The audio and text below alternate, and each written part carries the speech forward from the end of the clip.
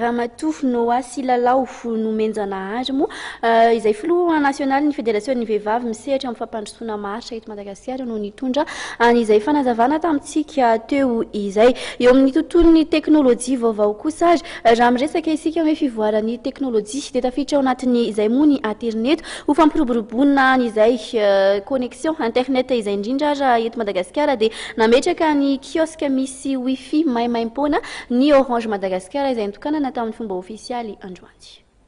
Notokana ny Orange Madagasikara tamin'ny fomba ofisialy androany ny kiosque misy wifi maimaim-poana ka tetsatsahabe no nanaovana izay fitokanana izay. Tonga nanome voninahitra amin'ny fotoana ny délégation Andriamatoa Michel Barré, tale général ny Orange Madagasikara.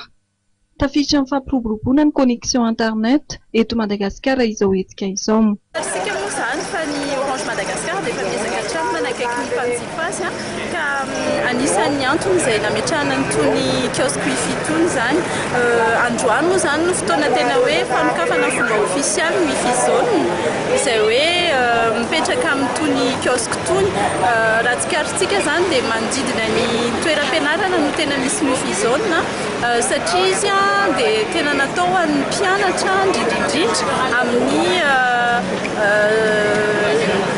fitaovana ilainy zareo zany amin'ny fianarana dia izay no tena antony hoe nametrahana anazy maimaim-poana izy io tsy andoavam-bola manantona ny kiosque fotsiny nareo dia afaka maka an'izay. Teo no eo ihany dia efa nisy ny fanandramana nataon'ny mpanjifa an'ity connexion wifi maimaim-poana teny amin'ny kiosque Orange ity.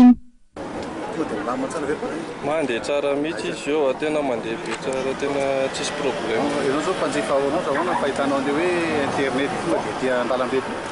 Fahitako anazy aloha tena ilaina mihitsy zany satria tampotampoka eo ianao mety hoe mila connexion tampoka surtout hoe Facebook mila miresaka amin'olona dia hitako hoe ilaina tsara mihitsy ilay izy zany. Afaka 2 volana dia miisa 520 eo ny kiosque misy wifi maimaim-poana eto andrenivohitra ary ho tohizana manerana Madagasikara no tetika azy.